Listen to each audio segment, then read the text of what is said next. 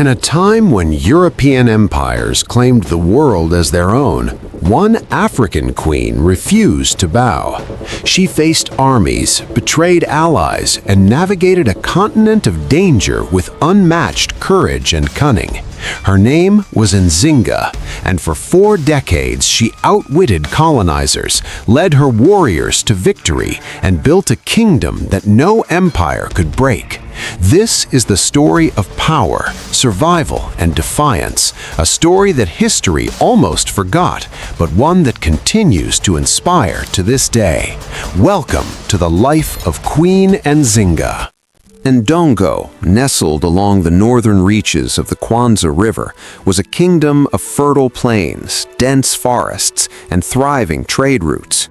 It was a land of wealth, strategic importance, and complex political hierarchies. And into this intricate world, Princess Nzinga Mbande was born in 1583. From the moment of her birth, she was marked not merely by noble blood, but by a presence that hinted at exceptional intelligence and resilience. Her family was prominent.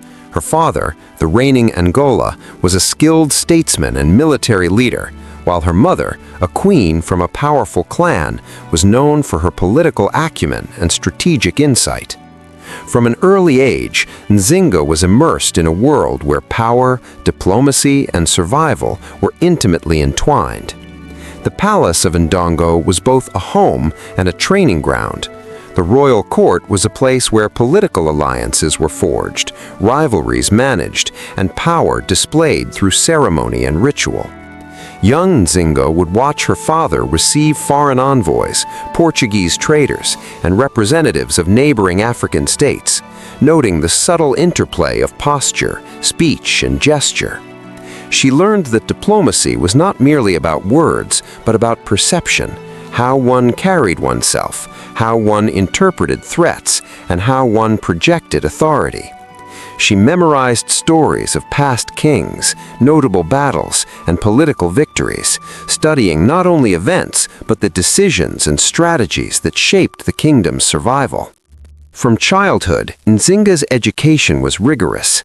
Tutors taught her history, mathematics, and literacy, ensuring she could read, write, and understand both local records and the accounts of foreign traders. But alongside intellectual training came martial instruction. She learned to wield the spear and bow, practice horseback riding on challenging terrain, and studied battlefield tactics.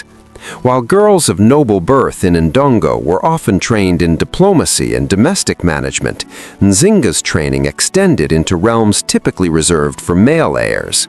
Her father recognized her exceptional aptitude and supported her unusual education, preparing her for a role that would require not only intellect, but courage and strategic insight. The world beyond Ndongo's borders was increasingly turbulent. Portuguese traders and settlers had established coastal forts and settlements, seeking to expand inland, capture resources, and profit from the slave trade. Their incursions were accompanied by demands for tribute, coerced alliances, and occasional military raids. Nzinga observed these dynamics carefully, noting both the opportunities and dangers they presented. She realized that intelligence, cunning, and negotiation were as vital as military might in countering foreign ambitions. Early encounters with Portuguese envoys and their displays of power impressed upon her the necessity of combining psychological insight with strategic action. During her adolescence, Ndongo faced escalating Portuguese pressure. The Europeans demanded tribute, sought hostages, and attempted to manipulate internal politics to their advantage. It was in this context that Nzinga began to take a more active role in the affairs of the state. She advised her father, and later her brother, on matters of negotiation, troop deployment, and intelligence gathering. Her suggestions were sometimes unconventional. Her insistence on observing before acting, interpreting subtle cues, and employing symbolic gestures in diplomacy often challenged traditional practices, but their effectiveness soon became evident. Her insights revealed an understanding that leadership required not only knowledge, but also timing, perception, and psychological acumen. One particularly notable incident during her youth involved a meeting with Portuguese envoys who came to Ndongo to demand tribute. The envoys expected subservience and assumed that a young princess would be insignificant. Nzinga, attending the meeting as part of the royal entourage, recognized the symbolic power of posture. When offered a chair in a manner that implied submission, she famously had a servant kneel so she could sit at the same level as the governor. This act, simple in execution but profound in meaning, communicated dignity, authority, and refusal to be subordinated. It was a moment that would foreshadow her lifelong approach, combining strategy, symbolism, and psychological insight to assert authority and command respect. Her education in martial arts was equally intensive. She trained with spears, bows, and shields, learned horseback riding on challenging terrain, and studied battlefield tactics. But beyond technical skill, she developed an ability to think several steps ahead, anticipate enemy maneuvers, and coordinate complex operations. Her instructors emphasized discipline, patience, and the importance of adaptability, ensuring that she could respond effectively to both immediate threats and long-term strategic challenges. By her late teens, she had earned a reputation within the palace as someone whose judgment and tactical insight could not be ignored. Chiefs, advisors, and military commanders began to recognize her as a figure of influence whose presence at council meetings added weight to deliberations. Nzinga's understanding of culture and ceremony was equally sophisticated. She learned the traditional rituals, oral histories, and spiritual practices that legitimized power in Ndongo society. She studied how omens, ceremonies, and symbolic acts could reinforce loyalty, mediate disputes, and convey authority. These lessons were crucial for a leader who would need to navigate both human and spiritual dimensions of governance. Her ability to integrate cultural legitimacy with practical decision-making would later allow her to command respect from subjects, rivals, and foreign powers alike. The political landscape of Ndongo was never static. Rival factions, provincial disputes, and ambitions among chiefs continually threatened the stability of the kingdom. Nzinga observed how alliances were forged and broken, how loyalty could be cultivated, and how the perception of strength often determined political outcomes. She began to develop strategies for managing internal tensions, emphasizing coalition building, equitable treatment of allies, and targeted intervention when disputes threatened unity. These early lessons in political maneuvering would prove indispensable once she ascended to power, giving her a nuanced understanding of both domestic and regional politics. Portuguese incursions continued to challenge the kingdom. Raids, forced tribute, and attempts to manipulate succession created crises that required careful management. Nzinga advocated for strategies that combined resistance with diplomacy, recognizing that overt defiance could provoke devastating retaliation, while passive submission would weaken Ndongo's position. She suggested mobilizing intelligence networks to track Portuguese movements, strengthening defenses along strategic routes, and conducting selective counterattacks to demonstrate strength. These initiatives marked the beginning of her reputation as a leader whose insight extended beyond theory into actionable strategy. Nzinga also began cultivating networks of loyal allies and advisors. She identified individuals of talent and integrity, forging relationships based on respect, shared purpose, and mutual benefit. These alliances were critical for maintaining stability, gathering intelligence, and preparing for future campaigns. By fostering loyalty grounded in respect rather than fear, Nzinga developed a support base that would later be essential for consolidating her power and sustaining resistance against both internal and external threats. Her personal resilience was tested frequently. As a young woman in a male-dominated society, she faced skepticism and opposition. Advisors questioned her ability to lead, rivals challenged her influence, and societal norms imposed limitations on her agency. Nzinga responded with patience, strategic assertiveness, and deliberate action. She learned to turn obstacles into opportunities, using challenges as lessons in diplomacy, leadership, and strategy. This resilience became a defining trait of her character, one that would define her approach to governance and warfare in later years. Family dynamics further shaped her formative experience. Her brother, who would later ascend the throne, valued her counsel, and their partnership provided her with opportunities to participate in governance, military planning, and diplomatic negotiations. Nzinga's influence within the court grew steadily, and her presence became indispensable for the stability and decision-making of the kingdom. Her ability to navigate familial, political, and social spheres simultaneously demonstrated a rare combination of intelligence, foresight, and adaptability. By the early 1600s, Nzinga had moved beyond the role of observer to active participant in Ndongo's governance. Her formative experiences, diplomatic engagements with Europeans, observation of internal politics, martial training, and cultivation of alliances prepared her for a role that demanded extraordinary skill, courage, and vision. She developed a multidimensional understanding of power that integrated strategy, psychology, culture, and practical action. These lessons laid the foundation for her rise to power, her defense of Ndongo and Matamba, and her enduring legacy as one of Africa's most formidable leaders. Nzinga's early years also taught her the importance of timing and perception. She understood that authority was not merely enforced, but earned through actions that inspired loyalty, demonstrated competence, and communicated strength. From her symbolic gestures to her strategic advice, she learned that subtlety and calculation could be as effective as brute force in securing influence.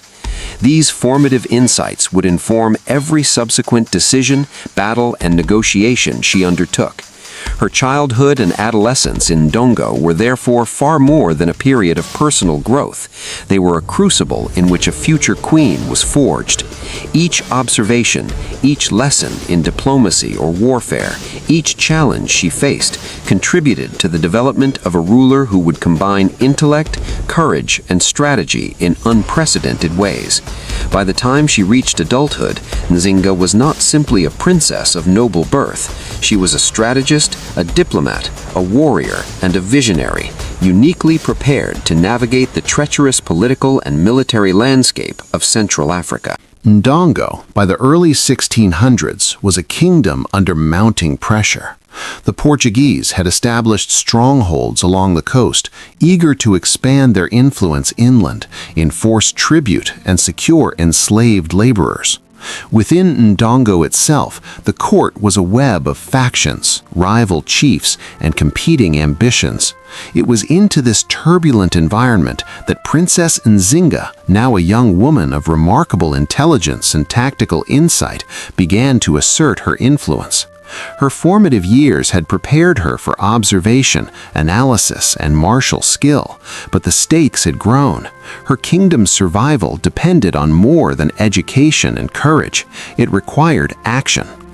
Nzinga's brother, Ngola Mbandi, had ascended the throne following the death of their father, but his youth and inexperience made him vulnerable to manipulation both from internal factions and from the encroaching Portuguese. Many in the court doubted his capacity to resist foreign pressure or manage Ndongo's complex political landscape. Nzinga recognized the dangers and immediately began positioning herself as an indispensable advisor, using her keen observation and strategic thinking to guide her brother's decisions. She understood that her influence could stabilize the kingdom, but only if applied with subtlety, diplomacy, and decisiveness. One of Nzinga's earliest political interventions involved the Portuguese themselves. Coastal governors demanded increasing tribute, including goods, slaves, and symbolic acknowledgement of Portuguese supremacy. In a council meeting, Portuguese envoys arrived to negotiate terms, expecting compliance from Ndongo's rulers.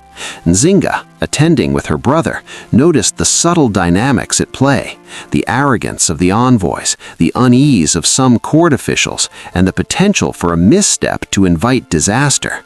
Quietly, she advised Ngola Mbandi to accept only part of the demands while arranging a symbolic display of strength, ensuring that Portuguese representatives felt compelled to respect Ndongo without perceiving outright defiance. Her counsel was unconventional but effective. The Portuguese left the meeting believing they had secured concessions, while Ndongo retained actual control and avoided immediate retaliation. This episode marked Nzinga's first notable diplomatic victory, a demonstration of her understanding of both psychological and practical dimensions of power. Internal politics were equally challenging. Ndongo's chiefs were powerful figures, each commanding loyalty within their provinces. Some were deeply loyal to the crown, others sought to expand their autonomy or exploit the Portuguese threat to enhance their own influence. Nzinga recognized that these rivalries could weaken the kingdom if left unchecked. She began cultivating a network of alliances within the court, identifying leaders who were both competent and trustworthy, and securing their loyalty through respect, strategic gifts, and shared purpose. By aligning with key factions, she created an informal coalition that could counterbalance dissenting voices and reinforce the authority of her brother's throne. Her ability to anticipate shifts in loyalty and manage competing interests became a hallmark of her political strategy.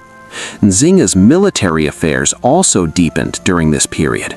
She accompanied her brother and trusted generals on patrols, observing troop deployments, defensive positioning, and Portuguese incursions. She studied the terrain meticulously, dense forests, river crossings, and elevated plains, and learned how to use these natural features to the advantage of Ndongo's forces. Even minor skirmishes became lessons in strategy. Nzinga analyzed the movements of enemy detachments, assessed their vulnerabilities, and devised responses that minimized risk while maximizing effectiveness. She began to formulate principles of guerrilla tactics, rapid response maneuvers, and strategic ambushes that would later define her military campaigns. Her understanding of culture and ceremony remained crucial to her political maneuvering. Ndongo's power rested not only on military might or economic strength, but on symbolic authority. Rituals, spiritual legitimacy, and public displays reinforced the king's, and by extension, Nzinga's authority. She actively participated in ceremonial events, observing how gestures, protocol, and timing affected perception. By mastering these cultural nuances, Nzinga could influence both domestic audiences and foreign observers. She realized that the perception of power could be as decisive as the exercise of power itself. During these years, Nzinga also became adept at handling intelligence and information. She organized messengers and scouts to report on Portuguese movements, monitor rival chiefs, and gather information about potential threats to the kingdom. This network provided her with early warnings of raids, allowed her to anticipate political maneuvers, and enabled preemptive actions to safeguard Ndongo's interests. Her ability to synthesize intelligence, assess risks, and formulate responses was unparalleled among her peers, reinforcing her growing reputation as a master strategist. One of the pivotal moments in this early period involved a coordinated Portuguese attempt to subdue Ndongo through a combination of military pressure and diplomatic manipulation. The Portuguese had allied with a faction of Ndongo chiefs who were dissatisfied with the central authority, hoping to provoke rebellion and justify an invasion. Nzinga, having gathered intelligence on both Portuguese forces and factional loyalties, devised a multi-layered response. She advised her brother to strengthen alliances with loyal chiefs, reposition troops to defend key territories, and prepare contingency plans for both diplomatic and military engagement. When Portuguese forces advanced, Ndongo's army was ready. Skirmishes along river crossings and forested areas allowed Ndongo to repel incursions without full-scale engagement, demonstrating the effectiveness of careful preparation and knowledge of terrain. This success further cemented Nzinga's influence and showcased her ability to integrate intelligence, strategy, and leadership. In addition to military and political skill, Nzinga honed her negotiation abilities. She learned how to frame discussions, leverage alliances, and employ symbolic gestures to achieve objectives. In one notable encounter, she hosted Portuguese representatives at a meeting where seating, posture, and protocol were carefully arranged to assert Ndongo's dignity. She combined subtle threats, strategic concessions, and displays of military readiness to influence the outcome. These encounters were not only about immediate gains, they served as lessons for future diplomatic engagement, teaching her how to navigate the delicate balance between appeasement and assertion. Her personal networks extended beyond the court. Nzinga built alliances with neighboring African states, understanding that regional cooperation could bolster Ndongo's security. She initiated correspondence with allied rulers, exchanged intelligence, and negotiated mutual defense pacts. These relationships required both subtle diplomacy and strategic foresight, as each neighboring state had its own ambitions, rivalries, and susceptibilities to Portuguese influence. By maintaining these ties, Nzinga strengthened Ndongo's position in the broader regional context. By her mid-20s, Nzinga's reputation was firmly established. Chiefs respected her judgment, military commanders sought her counsel, and even foreign observers recognized her presence as a force to be reckoned with. She had transitioned from a royal observer to an active political operator, skillfully navigating the intersections of diplomacy, military planning, and court politics. Her early political maneuvers laid the groundwork for her eventual rise to power, demonstrating that leadership was as much about strategic foresight, alliance building, and perception as it was about authority conferred by birth. At the same time, Nzinga was aware of the limitations of conventional strategies. The Portuguese had technological advantages, firearms, fortified positions, and naval support that could not be countered by brute force alone. She learned to integrate diplomacy, intelligence, and selective military action to offset these disparities. Her approach emphasized flexibility, adaptability, and the use of psychological insight to achieve objectives. This early mastery of hybrid strategy, combining politics, diplomacy, and unconventional warfare, would define her leadership throughout her life. Her relationship with her brother, Ndongo was central to her political activity. While he held the title of king, Nzinga's counsel was often decisive in major decisions. Their collaboration demonstrated the importance of complementary leadership. Ndongo provided legitimacy and official authority, while Nzinga contributed vision, strategy, and tactical insight. Together, they navigated a period of intense pressure, balancing internal stability with external threats and positioning Ndongo as a resilient and adaptive state. Throughout these early political maneuvers, Nzinga also cultivated her image as a leader capable of commanding respect across multiple spheres: military, political, and social. She participated actively in ceremonial duties, public justice, and cultural rituals, reinforcing her visibility and authority. Her strategic use of presence and perception ensured that both allies and adversaries understood her capabilities, further solidifying her emerging reputation as a formidable leader. By the end of this formative political period, Nzinga had transformed from a keenly observant princess into a masterful political strategist. Her early experiences, diplomatic negotiations, factional management, intelligence gathering, alliance building, and minor military operations provided her with the tools necessary to confront larger challenges. She had learned to balance bold action with careful calculation, diplomacy with strategic coercion, and public perception with practical authority. These lessons would prove essential in her later campaigns, her eventual ascension to the throne, and her enduring resistance against Portuguese expansion.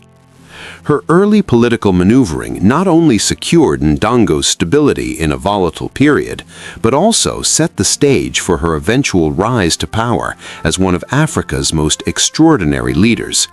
By combining insight, intelligence, and initiative, she demonstrated that leadership was an active, multifaceted practice, one that required understanding people, culture, strategy, and opportunity. This period of her life, though often overlooked in broader historical narratives, was crucial in shaping the queen who would later challenge colonial powers, expand her influence, and leave an indelible mark on the history of Central Africa. By the time Nzinga reached her late 20s, the political landscape of Ndongo had grown increasingly precarious. Her brother, Mbandi, had officially ruled the kingdom for several years, but Portuguese encroachments, internal factional rivalries, and regional instability continued to challenge the sovereignty of Ndongo. It was during this period that Nzinga began to transition from her role as a strategic advisor to that of an active ruler and leader. The process of rising to power was neither straightforward nor uncontested. It required a combination of intelligence, diplomacy, military acumen, and symbolic authority that Nzinga had been cultivating for over a decade.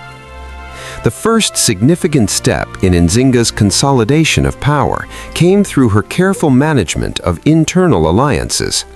Ndongo's court was composed of a complex network of provincial chiefs, military commanders, and influential families. Some were loyal to the central throne, while others sought to exploit Portuguese influence or internal dissent to increase their autonomy.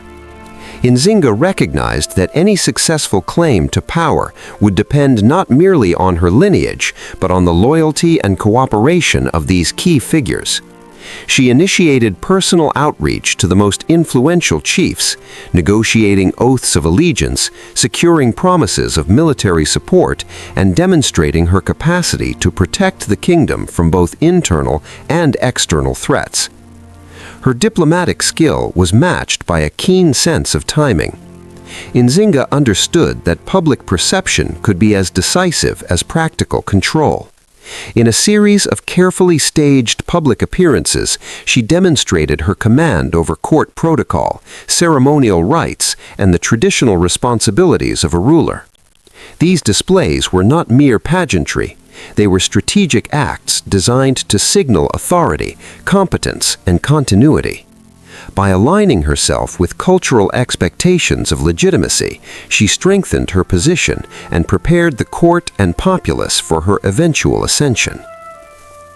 At the same time, Portuguese pressure continued to mount. The coastal forts were well established, and inland expeditions frequently tested Ndongo's defenses. Nzinga had already proven her tactical insight during her advisory years, but now she had the authority to implement broader military strategies. She reorganized Ndongo's forces, introducing coordinated units capable of rapid response and flexible maneuvers. Utilizing her intimate knowledge of the terrain, she established defensive positions in forests, river crossings, and elevated plains. Guerrilla-style tactics became a critical component of her strategy, allowing smaller Ndongo forces to harass and repel better-armed Portuguese contingents effectively. One early military engagement under her leadership exemplified her strategic brilliance. Portuguese forces, attempting to assert control over a northern province, marched inland with a combination of infantry and artillery. Nzinga's intelligence network had already identified their route and logistical vulnerabilities. She ordered a multi-pronged response. Ambushes along narrow forest paths disrupted supply lines, while coordinated cavalry strikes harassed flanks. By the time the Portuguese reached the provincial center, they were disorganized, demoralized, and forced to retreat. This victory reinforced Nzinga's growing reputation as a leader capable of combining tactical ingenuity with strategic foresight. Internal consolidation went hand in hand with these military initiatives. Nzinga sought to balance authority and autonomy within Ndongo's provinces. Chiefs were granted certain freedoms in local administration, provided they remained loyal to the central throne. She established clear protocols for dispute resolution, military mobilization, and taxation, ensuring that provincial governance reinforced rather than undermined the kingdom's unity. These administrative reforms were critical in stabilizing Ndongo, enabling the kingdom to withstand both internal unrest and Portuguese incursions. Nzinga also recognized the importance of economic stability. The kingdom's resilience depended on agriculture, trade, and the flow of tribute. She promoted agricultural production, encouraged trade networks with neighboring states, and standardized tribute collection to prevent exploitation and ensure sufficient resources for defense and governance. Economic stability reinforced political loyalty, allowed her military campaigns to be adequately supplied, and demonstrated to both allies and rivals that Ndongo remained a strong and organized state. The Queen's diplomatic initiatives extended beyond Ndongo's borders. She cultivated alliances with neighboring African kingdoms, negotiating mutual defense pacts, coordinating trade, and sharing intelligence on Portuguese movements. These regional alliances provided strategic depth, enabling coordinated responses to external threats and enhancing Ndongo's influence in Central Africa. Nzinga's diplomatic approach combined pragmatism with vision. She recognized that no kingdom could withstand colonial pressure in isolation, and that cooperative networks were essential for survival and expansion. Symbolic power remained a central tool in her consolidation. Nzinga employed ceremonial authority, public justice, and ritual observance to reinforce her legitimacy. She participated in sacred rites, adjudicated disputes personally, and made visible displays of military and administrative competence. These actions projected an image of an active and capable ruler, reinforcing loyalty among subjects and deterring potential challengers. Her mastery of symbolism was particularly effective because it was rooted in cultural authenticity. She understood the traditions of Ndongo deeply and used them strategically to strengthen her rule. One of the most challenging aspects of her early reign involved managing rival claims and dissenting factions within the kingdom.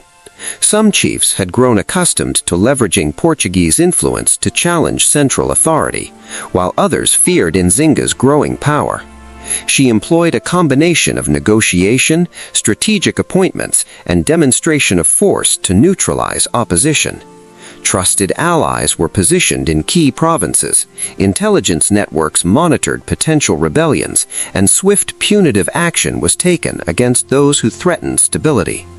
Her approach balanced firmness with calculated restraint, ensuring that loyalty was earned rather than imposed purely through fear.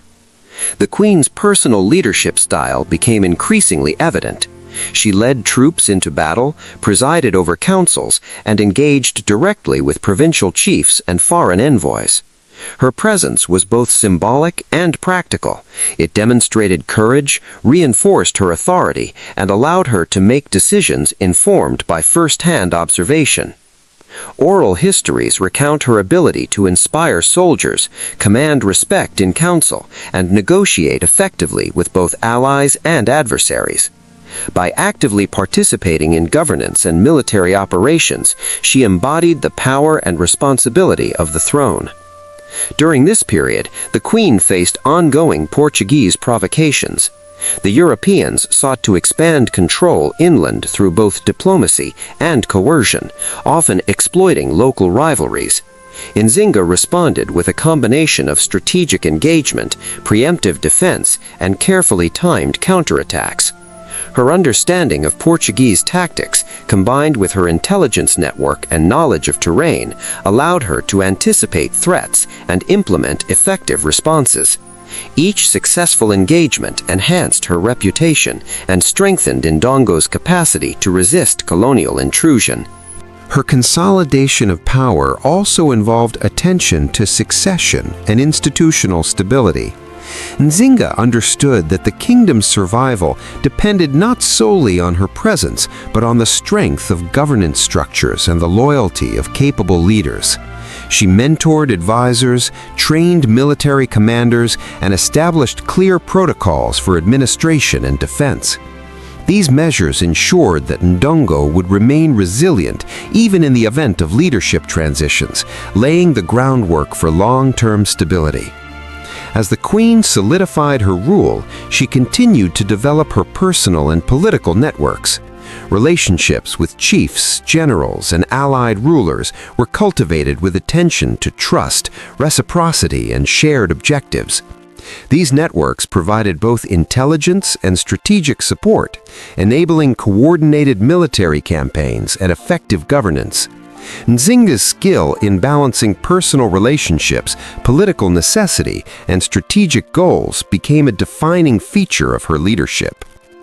By the late 1620s, Nzinga's rise to power was complete.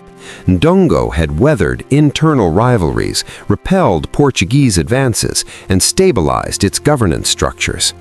Her strategic, diplomatic, and military initiatives had transformed her from a royal advisor into a commanding ruler whose authority was respected across the kingdom and recognized by foreign powers. Her consolidation of Ndongo demonstrated a sophisticated understanding of leadership. The integration of intelligence, alliances, military strategy, administrative reform, and symbolic authority into a coherent system of governance. Nzinga's success during this period set the stage for the next phase of her career, facing increasingly aggressive Portuguese expeditions, expanding her influence into neighboring territories, and ultimately establishing her legacy as one of Africa's most extraordinary leaders. Her rise to power was not only a personal achievement, but a transformative moment for Ndongo, demonstrating that a combination of intellect, courage, and strategic insight could secure the independence and stability of an African kingdom in the face of external and internal pressures. By the mid-1630s, Queen Nzinga had not only solidified her authority within Ndongo, but had also begun to assert her dominance over the surrounding territories, transforming her kingdom into a resilient and strategically formidable state. The Portuguese had intensified their efforts to control the region, establishing fortified positions along the coast and dispatching inland expeditions to enforce tribute, exploit local rivalries, and capture resources. Their forces were equipped with firearms, cannons, and disciplined formations that far exceeded the traditional armies of Ndongo in technology and training. Yet Nzinga had learned that strength was not measured only by weaponry. It was determined by strategy, knowledge of terrain, intelligence, and the ability to unite people under a common cause. Nzinga's approach to warfare combined careful planning with adaptability. She meticulously studied the movements of Portuguese troops and their allied local forces, often months in advance. Scouts and informants were deployed to gather information about supply lines, troop deployments, and potential vulnerabilities. This intelligence network allowed her to anticipate Portuguese strategies and to prepare countermeasures that exploited both environmental conditions and enemy assumptions. Forested river valleys, steep hills, and narrow passes were transformed into natural fortresses where ambushes and tactical strikes could be executed with maximum effect. Her forces were organized with flexibility in mind. Traditional Ndongo warriors were combined with provincial levies and allied contingents, trained in coordinated maneuvers that emphasized mobility and responsiveness. Small units could execute surprise attacks, harass supply lines, and withdraw before a counterattack could be mounted, while larger formations held key strategic positions. This structure allowed her to respond dynamically to multiple threats simultaneously, turning seemingly disadvantageous situations into opportunities for tactical advantage. One of her earliest notable campaigns involved Portuguese forces attempting to secure the northern provinces of Ndongo. The Portuguese had allied with a faction of discontented local chiefs, seeking to undermine Nzinga's authority and establish control over trade routes. Nzinga deployed scouts to monitor the enemy's approach and identified several critical vulnerabilities: narrow forested corridors that limited the maneuverability of the Portuguese columns, and open plains that could be used to lure them into overextension. She coordinated simultaneous operations. A portion of her forces staged visible defensive positions to draw attention, while rapid response units executed flanking maneuvers through the forests, striking supply wagons and isolating detachments. The campaign culminated in a decisive disruption of Portuguese coordination, forcing their retreat and leaving Ndongo's territories intact. Nzinga's understanding of terrain and logistics became a hallmark of her military campaigns. She recognized that controlling supply routes, maintaining communication lines, and ensuring troop readiness were as critical as battlefield engagement. Supply convoys were carefully organized, protected by both loyal troops and local communities who were incentivized through tribute or political favor. Fortified encampments were established in strategic locations along rivers and mountain passes, enabling her forces to regroup quickly and respond to Portuguese movements with precision. Her campaigns also displayed an innovative integration of diplomacy and warfare. Nzinga maintained active communication with neighboring African states, negotiating temporary alliances or coordinated operations that would complement her military efforts. For example, when the Portuguese sought to encroach upon the southern provinces, Nzinga secured the cooperation of allied kingdoms to provide additional troops, logistical support, and safe routes for rapid deployment. These alliances were reinforced through ceremonial diplomacy, gifts, and shared strategic objectives, ensuring that cooperation was both reliable and mutually beneficial. Intelligence and espionage were further developed during these campaigns. Nzinga trained informants to infiltrate Portuguese encampments, observe troop movements, and relay critical information regarding intentions and capabilities. She also monitored internal factions within Ndongo, ensuring that discontented chiefs or opportunistic rivals could not exploit Portuguese presence to challenge her authority. This dual focus on external and internal intelligence allowed Nzinga to maintain both operational security and political cohesion. On the battlefield, Nzinga was known for her direct involvement. She often led units personally, demonstrating courage and tactical skill that inspired her soldiers. Her presence had a psychological impact, motivating troops to fight with determination while projecting confidence to adversaries. She was capable of coordinating simultaneous engagements across multiple fronts, issuing orders with clarity and adapting plans in real time based on changing circumstances. Witnesses later recounted how she would move through the lines, assess terrain firsthand, and adjust troop deployments in response to enemy maneuvers, blending the roles of monarch and battlefield commander seamlessly. Guerrilla tactics became a cornerstone of her military approach. Recognizing that the Portuguese forces relied heavily on rigid formations and artillery, Nzinga used the environment to neutralize these advantages. Ambushes were arranged along riverbanks, wooded areas, and mountain passes.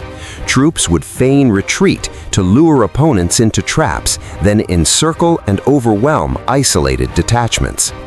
Cavalry units were used to strike swiftly and then disappear, creating confusion and disrupting enemy morale. These strategies allowed Ndongo's smaller, less technologically advanced forces to achieve disproportionate success against superior arms. Nzinga also emphasized psychological operations as part of her campaigns. Strategic displays of force, carefully staged movements, and symbolic gestures were employed to intimidate opponents and influence local populations. Villages loyal to the crown were shown her force's organization and discipline, reinforcing the perception of strength and deterring collaboration with Portuguese forces. Envoys and messengers were used to convey warnings or offer terms that highlighted both the inevitability of resistance and the Queen's willingness to act decisively. This combination of psychological insight with practical military operations amplified her effectiveness and minimized unnecessary losses. Civil administration during military campaigns was another area of Nzinga's careful attention. She understood that maintaining the support of the population was essential for sustained operations. Tribute systems were administered fairly to prevent unrest, essential services and justice were maintained, and communities were protected from the consequences of war wherever possible.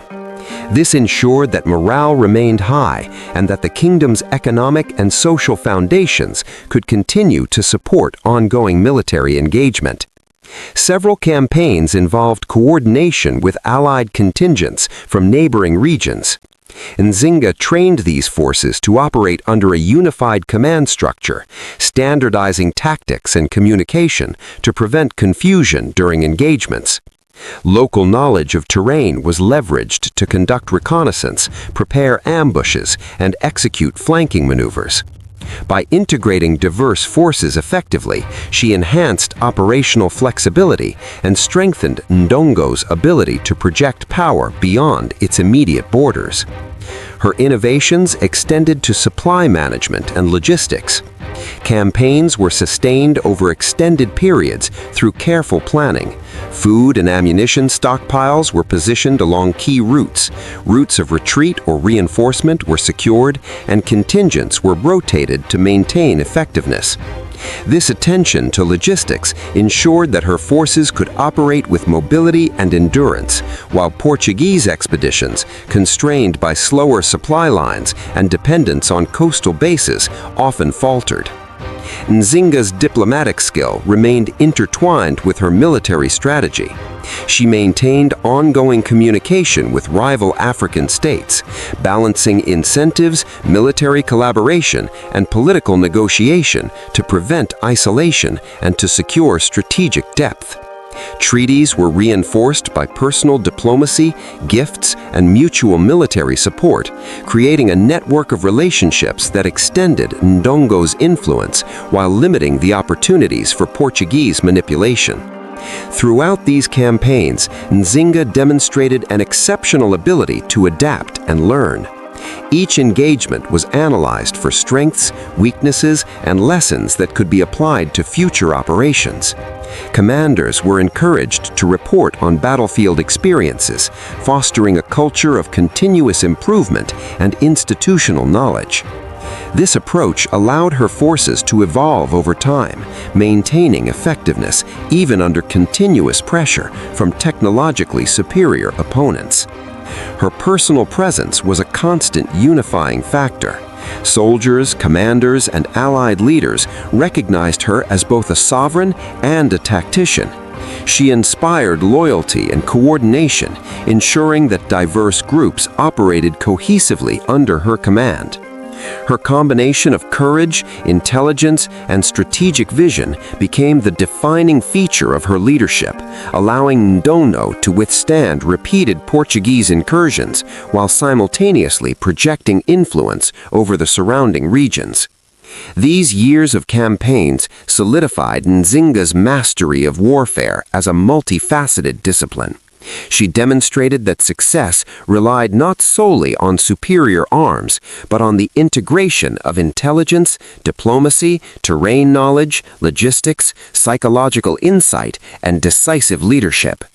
Ndongo's survival and expanding influence were direct results of her ability to coordinate these elements seamlessly, creating a resilient state capable of defending itself and asserting its authority regionally. By the late 1630s, Queen Nzinga had not only cemented her authority within Ndongo, but had also begun to cast her vision far beyond its borders. The neighboring kingdom of Matamba lay to the east, a region both rich in resources and strategically positioned to influence trade and military movement in central Angola. For Nzinga, control over Matamba was not merely an ambition, it was a strategic necessity. Portuguese forces continued to expand inland from their coastal enclaves, exploiting local rivalries, capturing key trade posts, and coercing regional leaders into submission. To secure Ndongo's sovereignty and create a buffer against these incursions, Nzinga understood that she had to extend her influence into Matamba and integrate its territories under her rule. Her first move was intelligence gathering. Nzinga dispatched scouts and spies into Matamba to map its geography, track the loyalties of its chiefs, and evaluate the kingdom's military strength. Rivers, forests, swamps, and highlands were meticulously recorded. Her forces memorized the locations of trade routes, strongholds, and potential ambush points. Knowledge of the terrain would allow her to plan maneuvers that maximized Ndongo's strengths while neutralizing the advantages of opponents, especially the Portuguese, who relied heavily on artillery and rigid formations unsuited for the dense and uneven landscape of the interior. At the same time, Nzinga began diplomatic outreach. Envoys were sent to influential Matamba chiefs, offering alliances, mutual protection, and incentives for cooperation. She presented herself not solely as a conqueror, but as a guarantor of stability and prosperity, emphasizing the benefits of cooperation under her leadership. This strategy was crucial. Matamba's political landscape was fragmented, with rival factions often in conflict. By securing the loyalty of sympathetic chiefs, Nzinga could weaken opposition without resorting to widespread bloodshed, isolating resistant elements for targeted military action. Nzinga maintained a delicate balance between diplomacy and coercion. While some factions were persuaded through negotiation and incentive, others resisted her authority. For these, she deployed carefully calibrated military operations. Her forces were organized for flexibility, capable of rapid strikes, ambushes, and coordinated maneuvers across multiple terrains. Cavalry units moved swiftly to harass enemy flanks, while infantry engaged strategically at choke points and river crossings. Ambush tactics, feigned retreats, and nighttime maneuvers became signature elements of her campaigns, allowing smaller Ndongo forces to outmaneuver and destabilize better-armed opponents. Her first major campaign in Matamba involved the northern provinces, where local chiefs had previously resisted Ndongo's influence. Nzinga positioned forces along key approaches, using scouts to track enemy movements and identify weak points. Initial skirmishes tested the resolve and organization of opposing forces. When resistance persisted, coordinated strikes targeted the heart of hostile contingents, cutting off supply lines and forcing retreat. These operations were supported by diplomacy. Emissaries offered terms that combined incentives for cooperation with clear consequences for defiance, ensuring that the territory could be integrated effectively rather than left in perpetual rebellion. Nzinga's military success relied heavily on her understanding of logistics. Supply lines were secured using both Ndongo forces and sympathetic local communities, allowing for sustained campaigns across vast and challenging terrain. Fortifications were established along rivers, in forests, and on hilltops to protect newly integrated regions and provide staging areas for further operations. Her attention to detail ensured that troops remained well-fed, armed, and able to respond quickly to emergent threats, a decisive advantage over Portuguese expeditions, which often faltered due to overextended supply chains and unfamiliar terrain. Alliances with neighboring states were crucial to her success. Nzinga negotiated with rulers in Kasanje, Congo, and other adjacent territories, securing military cooperation, access to trade routes, and intelligence sharing. Treaties were reinforced through ceremonial diplomacy, the exchange of gifts, and symbolic gestures that demonstrated mutual respect and commitment. These partnerships expanded Ndongo's strategic depth, allowing Nzinga to exert influence across the region and to apply pressure on both Portuguese forces and resistant factions in Matamba simultaneously. Intelligence gathering and espionage were central to her operations. Nzinga trained operatives to infiltrate Portuguese positions and rival factions within Matamba, gather information on troop deployments, and report on emerging threats. This intelligence allowed her to anticipate attacks, strike preemptively, and coordinate simultaneous operations across multiple fronts. Her capacity to integrate real-time information with tactical decision-making set her apart from many contemporary leaders and became a defining element of her military mastery. The integration of conquered territories involved more than force. It required administrative foresight. Nzinga retained local chiefs in positions of authority when they pledged allegiance, ensuring continuity in governance while securing loyalty to her rule. Tribute systems were standardized to avoid exploitation or resentment, and local trade networks were maintained and expanded. Justice and dispute resolution were administered visibly, reinforcing the perception of effective and fair governance. By embedding her authority within local structures rather than imposing alien control, Nzinga ensured stability and loyalty in newly acquired regions. One of the most complex challenges she faced was resistance supported directly or indirectly by the Portuguese. Coastal forts continued to supply weapons and funds to factions in Matamba that opposed her expansion. Nzinga countered these efforts through a combination of rapid military response, strategic alliances, and diplomatic negotiation. She conducted targeted strikes against Portuguese-aligned positions while simultaneously offering incentives to chiefs who might waver in their allegiance. This dual approach, combining coercion with persuasion, allowed her to neutralize threats without overextending her forces or alienating the broader population. Nzinga's leadership style during these campaigns was personal and participatory. She frequently led troops into battle, assessing enemy positions firsthand and issuing orders in real time. Her presence inspired soldiers and allies, projecting both authority and courage. She maintained communication with commanders across dispersed fronts, ensuring coordination even in complex and dynamic operations. This combination of direct involvement, strategic planning, and adaptive decision-making reinforced her reputation as a formidable and respected leader. Her campaigns emphasized flexibility and adaptation. Nzinga encouraged commanders to innovate tactics, report observations, and adjust strategies based on evolving circumstances. Ambush techniques, the use of terrain for defensive advantage, and rapid redeployment became standard practices. Even as the Portuguese introduced new tactics and weaponry, Nzinga's forces were able to anticipate, respond, and counter effectively, demonstrating the resilience and sophistication of her military organization. Economic stability underpinned military operations. Nzinga ensured that trade routes, resource-rich territories, and tribute collection were maintained even during active campaigns. This not only sustained the logistical needs of her armies, but also demonstrated to local populations the benefits of allegiance under her leadership.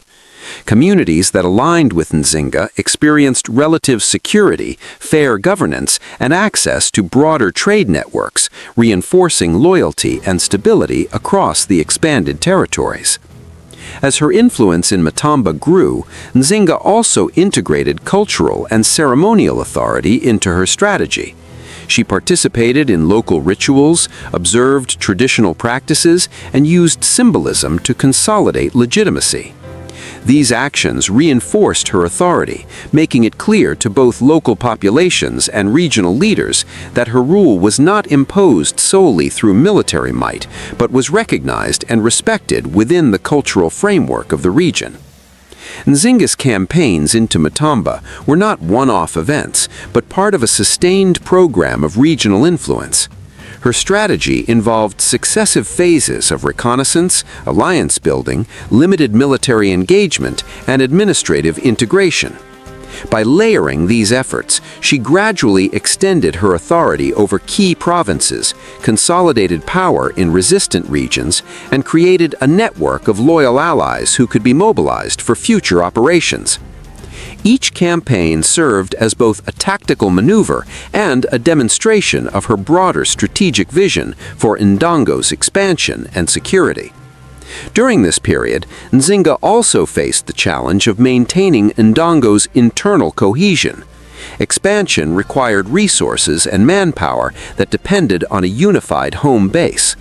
She continued to manage provincial loyalty, ensured equitable tribute collection, and addressed local disputes, preventing potential unrest from undermining her campaigns in Matamba.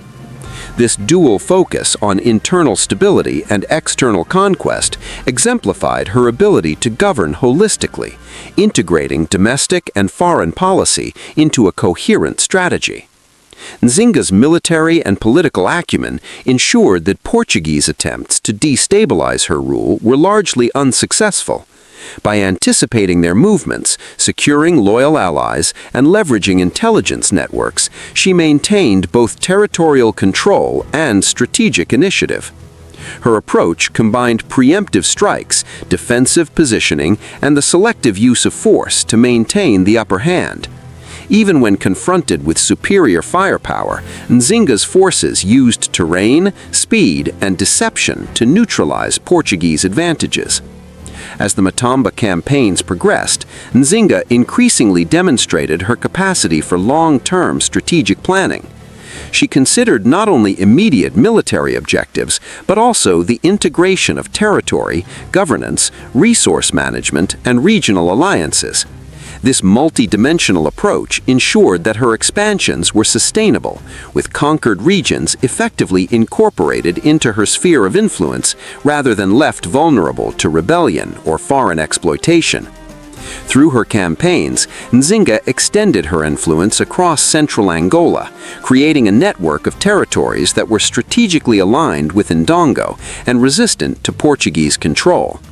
Her military operations, combined with diplomatic negotiation, intelligence gathering, and administrative integration, exemplified a comprehensive approach to leadership. The Matamba campaigns showcased her ability to combine tactical precision with long-term strategic vision, solidifying her reputation as one of the most capable African rulers of the 17th century. By the early 1640s, Queen Nzinga had established herself as a central figure not only in Ndongo and Matamba, but across the wider region of central Angola. Her campaigns had extended her influence deep into Matamba, secured alliances with neighboring kingdoms, and demonstrated her mastery over both military and political strategy. Despite relentless Portuguese pressure, she maintained a balance between defensive operations, territorial expansion, and internal governance, creating a realm that was resilient, prosperous, and strategically formidable. Nzinga's later reign was characterized by a dual focus on consolidating her territorial gains and defending them against continued Portuguese incursions. The Portuguese, alarmed by her growing power, mounted repeated expeditions to reclaim influence in Ndongo and Matamba, often relying on alliances with disloyal chiefs, mercenary forces, and coastal fortifications. Nzinga countered these threats through careful intelligence, strategic deployments, and psychological warfare. Her scouts monitored every Portuguese movement, her cavalry units struck rapidly to disrupt supply lines, and her infantry used the terrain to neutralize the effects of superior weaponry. By combining mobility, knowledge of the environment, and strategic foresight, she consistently forced Portuguese forces into defensive postures, undermining their attempts to control the interior. Her ability to integrate military, political, and cultural strategies became particularly evident during extended campaigns. Nzinga understood that warfare was not only about defeating enemies on the battlefield, but also about sustaining loyalty among her subjects. She maintained communication with provincial chiefs, ensured equitable tribute collection, and mediated disputes personally when necessary. By addressing the needs and concerns of her population, she prevented internal unrest that could weaken her campaigns. This dual focus on military success and civil stability allowed her realm to endure prolonged conflicts without fracturing under pressure. Diplomacy remained central to Nzinga's strategy. She maintained formal and informal relationships with neighboring kingdoms, ensuring that her expansion and defensive measures were reinforced by alliances. Treaties often involved mutual protection, coordinated military responses, and the regulation of trade routes. Through these networks, Nzinga not only secured additional troops and resources, but also prevented potential coalitions against her from forming. Even in dealings with the Portuguese, she exercised remarkable diplomatic skill, negotiating ceasefires, arranging prisoner exchanges, and leveraging European rivalries to her advantage. One of the defining elements of her later reign was the consolidation of Matamba. Nzinga's earlier campaigns had extended her influence, but maintaining control over a kingdom with distinct political traditions required careful integration. She retained compliant local chiefs in positions of authority while ensuring their allegiance to her central governance. Military garrisons were positioned strategically to protect key trade routes, rivers, and settlements. Tribute systems were standardized, allowing resources to flow efficiently to support both governance and defense. Administrative reforms were enacted to promote fairness and stability, signaling to the population that her rule was legitimate, protective, and structured. Nzinga also paid attention to military training and organizational reform. Her forces were maintained at high readiness, with soldiers drilled in coordinated maneuvers, ambush tactics, and rapid redeployment strategies. Provincial levies were incorporated into the central army, ensuring uniformity in discipline and operational procedures. By combining local knowledge with centralized command, her military became capable of operating effectively across diverse terrains and responding to multiple threats simultaneously. These reforms allowed Ndongo and Matamba to resist Portuguese advances even as European military technology continued to evolve. In addition to military and administrative measures, Nzinga cultivated cultural authority. She participated in traditional ceremonies, observed sacred rituals, and used symbolic acts to reinforce her legitimacy. These actions were not merely ceremonial, they created a shared sense of identity and loyalty among diverse populations, integrating newly conquered territories into her political and cultural sphere. Oral histories and contemporary accounts emphasize her skill in blending authority with cultural understanding, ensuring that her leadership was both recognized and respected throughout the region. Portuguese attempts to destabilize her rule were met with both direct and indirect strategies. Nzinga conducted targeted raids against hostile factions, disrupted supply lines to Portuguese allied territories, and leveraged intelligence networks to anticipate attacks. Simultaneously, she negotiated with wavering chiefs and communities, offering protection, economic incentives, and assurances of autonomy under her central authority.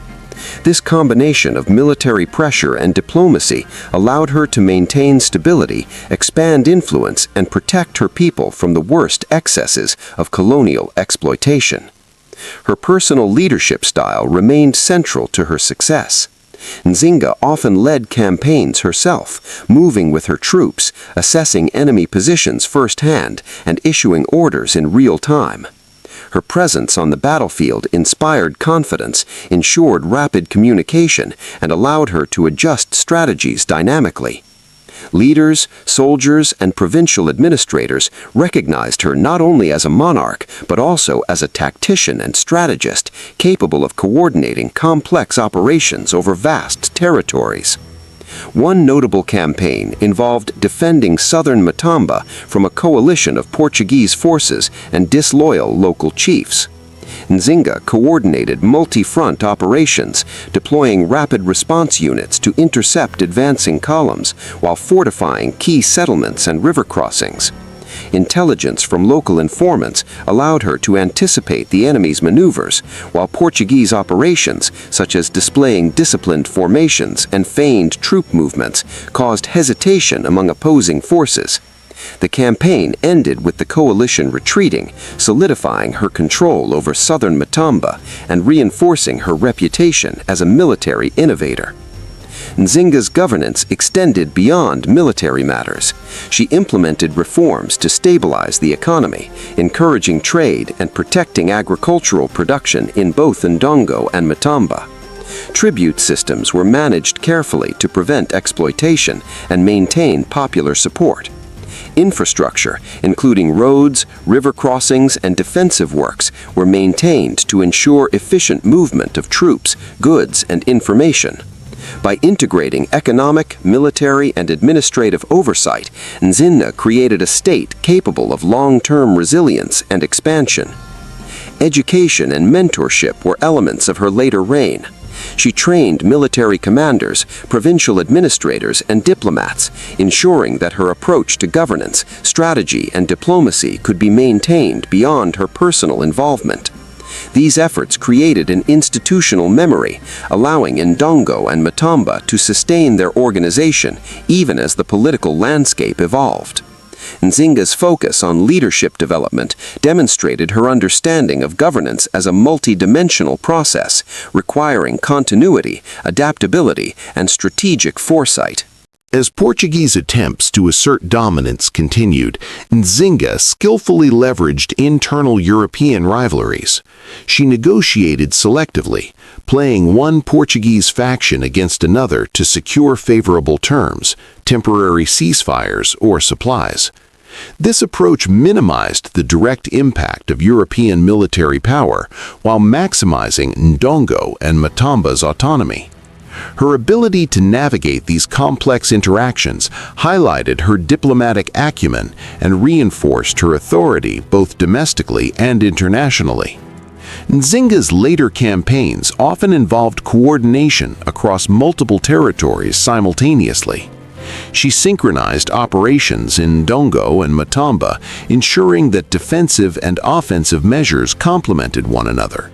Intelligence networks spanning both kingdoms provided information on troop movements, potential rebellions, and Portuguese activity. This integrated approach allowed her to respond rapidly to threats, stabilize contested regions, and extend her influence in a coherent, strategic manner. Her leadership style remained participatory and visible. Nzinga's presence at councils, ceremonial events, and military operations reinforced loyalty, ensured effective communication, and allowed her to make decisions informed by first-hand observation. Soldiers and provincial leaders were inspired by her courage, decisiveness, and strategic insight. This combination of personal authority, operational competence, and political acumen created a level of cohesion that enabled Ndongo and Matamba to function effectively despite continuous external and internal pressures. Cultural integration remained a key focus. Nzinga respected local traditions, mediated disputes according to customary practices, and used ceremonies to legitimize her authority. These measures helped unify diverse populations under a common political framework, reducing the risk of rebellion and fostering allegiance to her central administration. By intertwining governance, military leadership, and cultural engagement, Nzinga ensured that her realm was both strategically secure and socially cohesive. Economic stability underpinned her sustained campaigns and governance. Nzinga maintained agricultural production, protected trade routes, and regulated tribute to support both her armies and administrative infrastructure. These policies reinforced her authority by demonstrating tangible benefits to the population, creating loyalty through prosperity as well as protection. The combination of economic foresight, military innovation, and political skill allowed her to govern effectively across vast and diverse territories. Throughout her later reign, Nzinga continued to adapt her strategies in response to evolving challenges. She refined military tactics based on battlefield experience, adjusted diplomatic approaches to maintain alliances, and restructured administrative systems to improve efficiency. This iterative process of learning and adaptation ensured that Ndongo and Matamba remained resilient, capable of resisting Portuguese incursions and able to expand influence steadily over time. Nzinga's legacy as a ruler was built on the integration of multiple dimensions of power: military, political, economic, and cultural. Her campaigns demonstrated strategic brilliance, her governance established stability and prosperity, and her diplomacy secured alliances that reinforced her authority.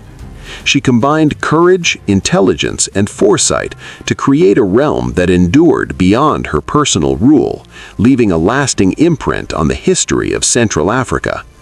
Her later years were devoted to maintaining this network of influence, ensuring that Ndongo and Matamba were not only secure, but also organized for continued resilience. Military readiness was preserved, alliances maintained, and administrative reforms consolidated. Nzinga's combination of practical leadership, strategic innovation, and cultural understanding ensured that her kingdoms could survive and thrive despite ongoing pressures from European colonization and internal rivalries.